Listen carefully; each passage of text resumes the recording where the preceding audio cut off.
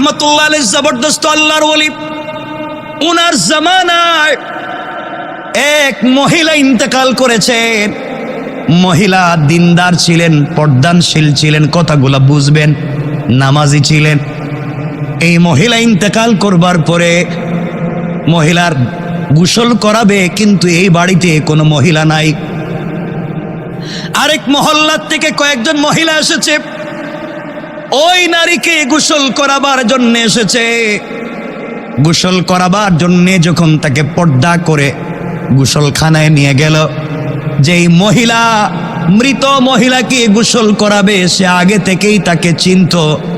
গোসল করাতে গিয়ে শরীর থেকে যখন কাপড় সরিয়ে দিয়েছে, লজ্জাস্থান থেকে পুরা বডি থেকে যখন কাপড় সরিয়ে দিয়েছে, যেই মহিলা গোসল করাতে গিয়েছে ওই মহিলা ওই মৃত নারীর রানের উপরে হাত রেখে হঠাৎ বলে ফেলেছে, আজ তোমার গোসল আমি করাচ্ছি।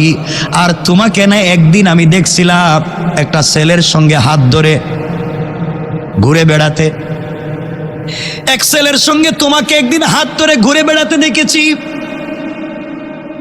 পাবলিক তোমাকে কত ভদ্র মনে করত, কত তুমি পর্দা করে চলতে, মানুষ তোমাকে তাহাজ্জুদ গুজার মনে করত, তোমার স্বামী তোমাকে আমানতদার মনে করত, পাবলিক তোমাকে বড় ভদ্র নারী জানতো। আর তোমাকে আমি আরেক ছেলের সঙ্গে দেখছি। এই কথা বলবার সাথে সাথে যেই নারী গোসল করাচ্ছিল তার হাতটা ওই মৃত নারীর রানের সঙ্গে আটকে গেল, একবার আঠার মতো আটকে গেল। হাত আর ছুটে না, অনেক চেষ্টা করে হাত ছুটানো যায় না।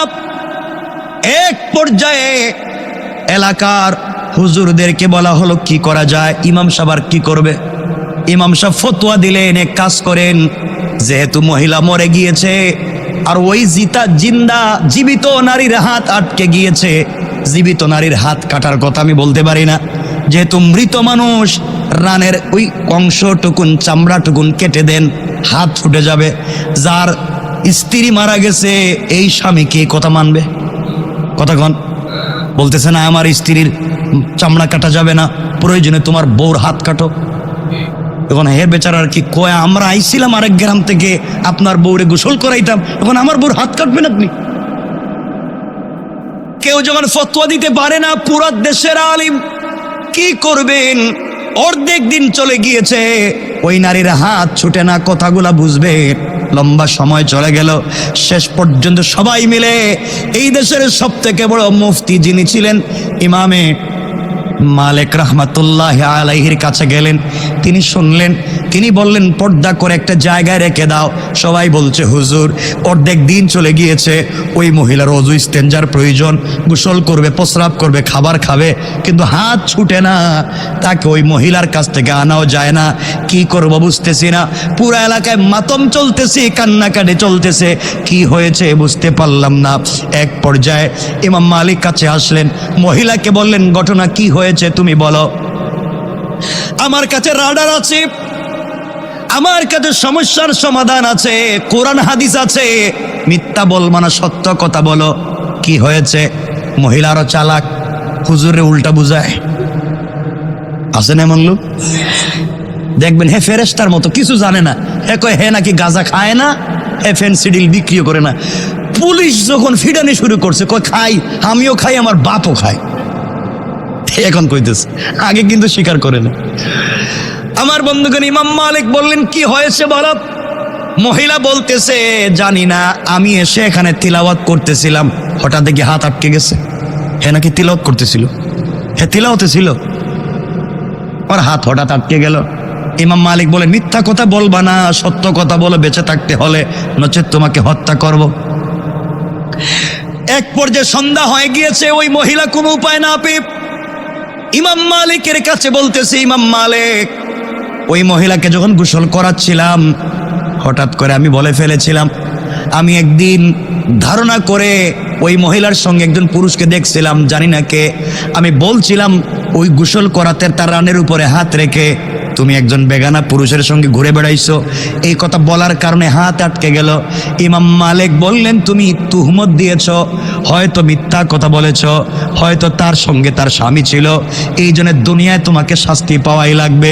সুতরাং কোরআন আছে আমার কাছে, আমি দেখব তুমি এই অপরাধের শাস্তি কি। অপরাধের শাস্তি কোরআন খুললেন, খুলে দেখলেন কেউ যদি কারো উপরে মিথ্যা তুহমত দেয়, এই তার দুনিয়ার শাস্তি হলো আচ্ছা মতো একটা বেত নিয়া তার বডিতে 80টা বেত্রাঘাত দুর্রা। কয়টা? 2 সেটটা মারার পরে মানুষ বাঁচে না। কয়টা মারতে বলছেন? 80টা, 80 বেত্রাঘাত। সবাই তো আশ্চর্য, এখন কি করা যায়? তিনি বললেন, মারো। সে তুহমত দিয়েছে, মিথ্যা বলেছে, অপবাদ দিয়েছে, জাহান্নামে তো যাবেই, দুনিয়া শাস্তি পাওয়া লাগবে, কারণ সে কোনো মিথ্যা তুহমত দিতে গেল। এই জন্য খবরদার, সাবধান করে দিয়ে যায়, কেউ কারো প্রতি মিথ্যা তুহমত দিবেন না। হয়তো ইন্তেকাল করবেন, তওবা করার, মাফ চাওয়ারও সুযোগ খুঁজে পাবেন না।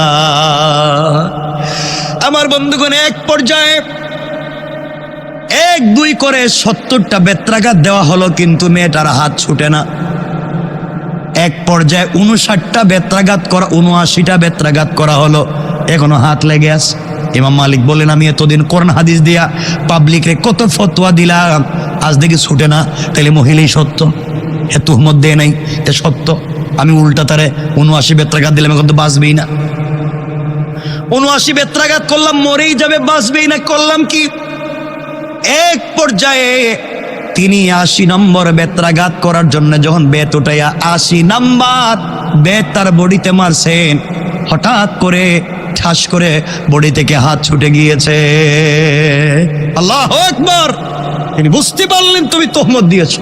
কিয়ামতের দিনে হিসাব নিকাশের পরে জান্নাতীরা যখন জান্নাতে পৌঁছে যাবে, জাহান্নামীরা যখন জাহান্নামে পৌঁছে যাবে, আল্লাহ তাআলা ফেরেশতাদেরকে বারবার ডাক দিয়া বলবেন, জাহান্নামের সরদার মালিক, 100 বছর হয়ে যাচ্ছে, জাহান্নামের দরওয়াজা বন্ধ করে দিয়েছি, তুমি খুঁজে দেখো না জাহান্নামের ভিতরে আমার কোনো বান্দা আছেনি, যার ভিতরে ঈমান ছিল, যার ভিতরে ঈমান ছিল, এমন কোনো বান্দা আছে কিনা একটু দেখো। ফেরেশতা খুঁজতে থাকবে, জাহান্নামে কোথাও খুঁজে পাবেন, আল্লাহ নাই, কাউকে খুঁজে পাচ্ছি না। আল্লাহ তাআলা বলবেন, আবার দেখো। ফেরেশতা খুঁজতে খুঁজতে জাহান্নামের একেবারে নিচে গিয়ে, একেবারে নিচে, যার নিচে আর কিছু না, এমন জায়গায় গিয়ে দেখবেন 2টা পাথরের চিপায় একটা রূহ পড়ে চিৎকার করে শুধু বলছে, ইয়া হান্নান, ইয়া হান্নান, ইয়া মান্নান, ইয়া হান্নানু ইয়া মান্নান। 2টা পাথরের চিপায় পড়ে চিৎকার করে ডাক দিচ্ছে জাহান্নামের নিচে। ফেরেশতা আল্লাহ তাআলাকে ডাক দিয়া বলছেন, আল্লাহ তাআলা একটা রূহ চিৎকার করে করে ডাকছে। আল্লাহ বলবেন, এর অন্তরের ভিতরে সরিষার দানা পরিমাণ ঈমান ছিল, গুনাহ করেছে, নাফরমানি করেছে, আমার হক নষ্ট করেছে, আমি ক্ষমা করে দিয়েছি, তোমরা আমার বান্দাকে উঠাও, আমার বান্দাটাকে জাহান্নামের অতল গহ্বর থেকে উঠাইয়া জীবন নদীতে গোসল করাইয়া, পাক সাফ করাইয়া, হায়াতের সাগরে গোসল করাইয়া আমার বান্দাকে তোমরা জান্নাতের দিকে নিয়ে যাও। ওই সময় আল্লাহর বান্দা ডাক দিয়া বলবে, আল্লাহ তাআলা, আমি আপনার জান্নাত চাই না, আপনি আমাকে জান্নাত দিবেন বলেছেন, আমি জান্নাত চাই না, আমাকে জাহান্নাম থেকে উঠাইয়া জাহান্নামের গর্তের পারে আমাকে রেখে দেন, জাহান্নামের গেট পর্যন্ত বসাইয়া দেন, আমাকে আর কিছু করা লাগবে না। আল্লাহ রাব্বুল ইজ্জতুল জালাল জানতে চাইলেন, গোলাম, দীর্ঘ বৎসর থেকে আমার কাছে শুধু চিল্লাচ্ছ আর ডাকতেছো, কোনো জিনিস জীবনে আর চাইবা না, তোমাকে জাহান্নাম থেকে উঠাইয়া দিলে আর কোনো জিনিস চাইবা না। ও বান্দা, তোমাকে কি জাহান্নামের উপরে উঠাইয়া দিলে চলবে? বান্দা জাহান্নামের উপরে উঠে গিয়েছে, ফেরেশতারা তাকে রেখে দিয়েছেন দীর্ঘদিন, এভাবেই চলে যাচ্ছে। আবার চিৎকার করে কান্না করবে আর বলবে, আল্লাহ তাআলা, অমুনিব আপনি দয়া করে জাহান্নামের নিচ থেকে আমাকে উঠালেন, জাহান্নামের গেট পর্যন্ত বসায় রেখে দিয়েছেন। আল্লাহ তাআলা ওখান থেকে জান্নাতের গেট দেখা যায়, জান্নাতের ভিতরে তোমার বান্দারা ঘুরে আমি দেখতে পাই। আল্লাহ তোমার কাছে জীবনে আর কিছুই চাইব না, তুমি কি আমাকে একটু জান্নাতের গেটের কাছাকাছি নিয়ে দিবা? আমাকে তুমি জান্নাতের কাছ পর্যন্ত পৌঁছায়া দাও, আমি ওখানে বসে বসে বসে বসে বাকি সময়টুকুন কাটাইয়া দিতে চাই। আল্লাহ তাআলা বলবেন, বান্দারে এটাই কিন্তু তোমার চাওয়া শেষ, আর চাইতে পারবা না। তোমার অন্তরের ভিতরে সরিষার দানা পরিমাণ নেক আমল ছিল, রব তোমাকে জাহান্নাম থেকে উঠে দিয়েছি, এরপরে তুমি চাইলা জান্নাতের কাছাকাছি গেট পর্যন্ত পৌঁছে দিলাম, যাও। ওখানে তাকে পৌঁছে দেওয়া হলো। জান্নাতের গেট যখন খুলে দেওয়া হয়, জান্নাতের নিয়ামতের সুবাসগুলা তার বডিতে লাগে। আল্লাহু আকবার বলেন। তার বডিতে জান্নাতের সুবাস লাগতে থাকে, জান্নাতের নিয়ামতগুলা লেগে যায়। জান্নাতের ভিতরে তাকায়া দেখে তার কত বন্ধু দুনিয়ার জমিনে ঠিক মতো সালাত পড়েছে, সে ঠাট্টা বিদ্রুপ করেছে। সে তার পাশের দোকানি নামাজ পড়ার কারণে আজকে জান্নাতি। তার ঘরের পাশের লোকটা গরিব ছিল, 3 বেলা খেতে পারতো না, আজকে জান্নাতি। আর তিনি দুনিয়ার জমিনে কোটি টাকার দালানে ঘুমাইছেন, আজকে জাহান্নামী। তাকাইয়া দেখতেছে কত গরিব মানুষ জান্নাতে ঘুরে, তার সহপাঠী কত বিজনেসম্যান জান্নাতে ঘুরে, সে জাহান্নাম থেকে উঠে আসছে, জান্নাতের গেটে বসে বসে কান্দে।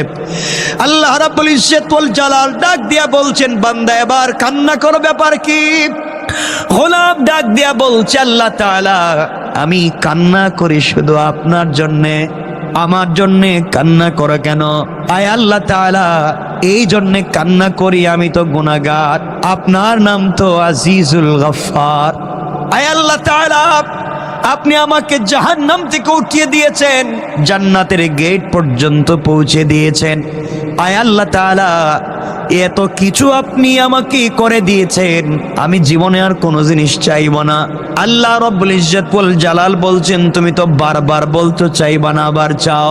এবার বান্দা বলছে, আল্লাহ তাআলা আমি তো গোলাম, আমি তো বারবার ওয়াদা ভঙ্গ করতে পারি, আমি তো গুনাহ করতেই পারি, আমি কথা বলে কথা না রাখতে পারি, কিন্তু সৃষ্টির মধ্যে একমাত্র যিনি আমাদের রব, আর পুরা দুনিয়া তার সৃষ্টি, রব কাউকে কোনো ওয়াদা দিলে সেই ওয়াদাকে ভেঙে দেয় না। আল্লাহ জান্নাত কত সুন্দর দেখা যায়, তোমার কাছে আমি জান্নাত চাই না, জান্নাতে বসবাস করার কথাও বলি না, আমাকে একটা বার জান্নাতের ভিতরে দেখবার সুযোগ দাও, আমি জান্নাতের ভিতরে যাব, জান্নাত দেখে কথা দিলাম, ওয়াদা দিলাম বের হয়ে আসবো, যদি বের না হতে চাই আপনি ঘাট ধরে আমাকে বের করে দিবেন, আমাকে একটা বার ভিতরে ঢুকবার সুযোগ দেন। আল্লাহ বললেন, বান্দারে এবারই কথা শেষ কর। আল্লাহ আমিও তোমার কসম খায় বললাম এবারই কথা শেষ। সুবহানাল্লাহ বলবেন। আল্লাহ বলেন এবারই কথা শেষ, আর কোনো জিনিস চাইতে পারবে না, ঢুকলেই বের হওয়া লাগবে। বান্দা বলছে, আল্লাহ আমিও কথা দিলাম, এবার কথা বলা শেষ, আর কোনো দিন চাইব না। আল্লাহ তাআলা বললেন, যাও তুমি জান্নাত দেখে আসো। বান্দা জান্নাতের ভিতরে যখন প্রবেশ করেছে, দৌড়াতে শুরু করেছে, দৌড়ায়। থামেন। আল্লাহ বলেন, বান্দা থামো না কেন? তোমাকে না বলছিলাম তুমি টাইম শেষ হয়ে গেলে বের হয়ে যাবা? ও বান্দা, বের না হয়ে তুমি জান্নাতের ভিতরে দৌড়াও কেন? এবার বান্দা দাঁড়িয়ে গিয়েছে, আর ডাক দিয়ে বলছে, আল্লাহ আপনার সঙ্গে আমি কিছু কথা বলতে চাই। আল্লাহ বললেন, কি কথা বলতে চাও বলো। আল্লাহ তাআলার কাছে বান্দা বলছে, আল্লাহ আপনার কাছে আমি জানতে চাই, আপনি যদি কাউকে কোনো জিনিস দান করেন তাহলে আপনি কি কোনোদিন ফিরিয়ে নিতে পারেন? আপনার কি কোনো জিনিসের কমতি আছে নাকি? আপনি কি এমন আল্লাহ, আপনি কি কাউকে কিছু দিলে ফিরে আনেন? দুনিয়ার মানুষ কিছু দিলে ফিরিয়ে নিতে পারে, খোঁটা দিতে পারে, আপনি তো এমন আল্লাহ না, কাউকে কোনো জিনিস দিলে ফিরিয়ে নিতে পারেন না। আপনি কোরআনে কারীমের ভিতরে বলেছেন, কাউকে যদি আপনি জান্নাতে প্রবেশ করান আর জীবনে বের করবেন না, আমাকে যেহেতু ঢুকাইয়া দিয়েছেন, আপনি কেমনে আমাকে বের করতে চান? তাহলে তো ওয়াদা ঠিক থাকবে না। আল্লাহ রাব্বুল ইজ্জত ওয়াল জালালের রহমতের সাগরে জোশ উঠে গিয়েছে। আল্লাহ বলে, বান্দা তোমাকে বের করতে চাই না, তুমি বলো কেমন জান্নাত চাও, যেই জান্নাত চোখে দেখা যায় তার চাইতে 10 গুণ বড় জান্নাত তোমাকে দিতে চায়। আমার মুসলমান বন্ধুগণ, গভীর মনোযোগ। এই মিশর বিজয় করার জন্য আমর ইবনুল আসের রক্ত ঝরেছে, ঘাম ঝরেছে। দীর্ঘদিন পর্যন্ত অবরোধ করে যখন রাখলেন, ইহুদি খ্রিস্টানেরা দেখলো মুসলমানদেরকে মিশর থেকে বের করে দেওয়া যাবে না, মুসলমানদেরকে ওখান থেকে বের না করলেও আমরা মিশরকে আটকাতে পারবো না। এই জন্য তাদের বড় পাদ্রী, তাদের বড় নেতা মিশরের মুড়ে মুড়ে হযরত ঈসা আলাইহিস সালামের মূর্তি তারা বানিয়ে রেখে দিয়েছে। তারা সম্মিলিতভাবে, তাদের দেশের বড় পাদ্রী যে ছিল সে ইচ্ছা করে ঈসা আলাইহিস সালামের নামে যে মূর্তি বানিয়েছে ওই মূর্তির নাকটা কেটে ফেলে দিল, ভেঙে ফেলে দিল। সকালবেলা মিশরবাসী দেখতে পেল ঈসা নবীর মূর্তির নাক ভাঙ্গা। সবাই ঘোষণা করলো এই কাজ মুসলমানেরা করেছে। উত্তেজনা ছড়িয়ে পড়তে লাগলো। উত্তেজিত জাতি করবার জন্য এই কাজটা করা হয়েছে। আমার বন্ধুগণ, গোটা মিশরে বিদ্রোহ ছড়িয়ে পড়লো দাবানলের মতো। মুসলমানরা শেষ পর্যন্ত আমাদের নবীর নাক ভেঙে দিয়েছে। এই অন্যায় সহ্য করা যায় না। গোটা মিশরবাসী ঐক্যবদ্ধ হলো, মুসলমানদেরকে আঘাত করবে। তাদের বড় পাদ্রী দাঁড়াইয়া বলছে, শোনরে, মুসলমানদের সঙ্গে যুদ্ধ করে জয়লাভ করা যাবে না। ওরা যুদ্ধ করে বিজয় অর্জন করবার জন্য শুধু না, যুদ্ধ করে প্রমোশনের জন্য না, ওরা যুদ্ধ করে জীবন দিয়ে হলেও আল্লাহর জমিনে আল্লাহর দিন কায়েমের জন্য। কোন ঠিক না?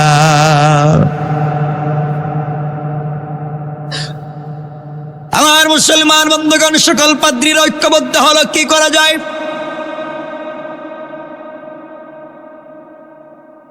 ওরা সিদ্ধান্ত নিল, আমরা মুসলমানদের কাছে যাব আর তাদেরকে বলবো, আমরা তোমাদের সঙ্গে যুদ্ধ চাই না, তোমাদের সঙ্গে মারামারি চাই না।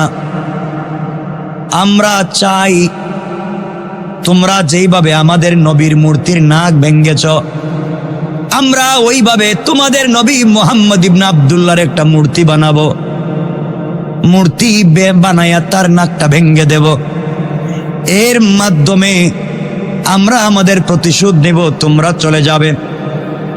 আমর ইবনুল আস দাঁড়িয়ে বললেন, নিমক হারাম, খবরদার!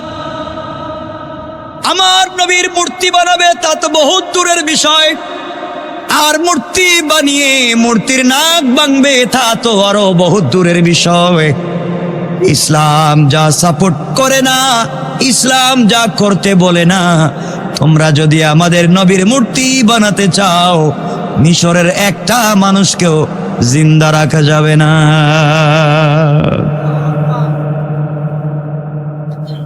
তারা আওয়াজ করে বলল, আমর ইবনুল আস, মানি না। আমরা গোটা মিশরের মানুষের ভিতরে রক্তক্ষরণ হচ্ছে, আপনি কাজ করেছেন কেন? আপনি মুসলমানদেরকে দিয়ে গভীর রজনীতে অন্ধকারে আমাদের নবীর মূর্তির নাক ভেঙ্গে দিয়েছেন। আমর ইবনুল আস বললেন, না না, আমরা সাম্প্রদায়িক দাঙ্গা সৃষ্টি করি না, আমরা অসাম্প্রদায়িক জাতি। আমাদের আল্লাহর চেতনা অসাম্প্রদায়িক, আমাদের রাসূলের চেতনা অসাম্প্রদায়িক নীতিকে বিশ্বাস করি। আমরা আমাদের দ্বীন প্রচার করি হিকমতের মাধ্যমে, কাউকে আঘাত করে, কাউকে ছোট করে, কারো ধর্মকে খাটো করে, কারো ধর্মের লিডারদেরকে আঘাত করে আমরা দ্বীন প্রচার করতে চাই না। আমরা আমাদের সৌন্দর্যের কথা প্রকাশ করব, আমরা আমাদের বীরত্ব আর বড়ত্বের কথা প্রকাশ করব, আমরা আমাদের কথা বলবো, কাউকে ছোট করে নয়, কাউকে আঘাত করে নয়। আমরা আমাদের কথা দিনের পর দিন বলে যাই, তোমরা রাস্তায় রাস্তায় ঘৃণা ছড়িয়ে দিচ্ছ, তোমরা রাস্তায় রাস্তায় হিংসা ছড়িয়ে দিচ্ছ, আর আমরা মুহাম্মদের সৈনিকেরা রাস্তায় রাস্তায় ঘৃণার বিপরীতে ভালোবাসা ছড়িয়ে দেয়। সুবহানাল্লাহ পড়েন।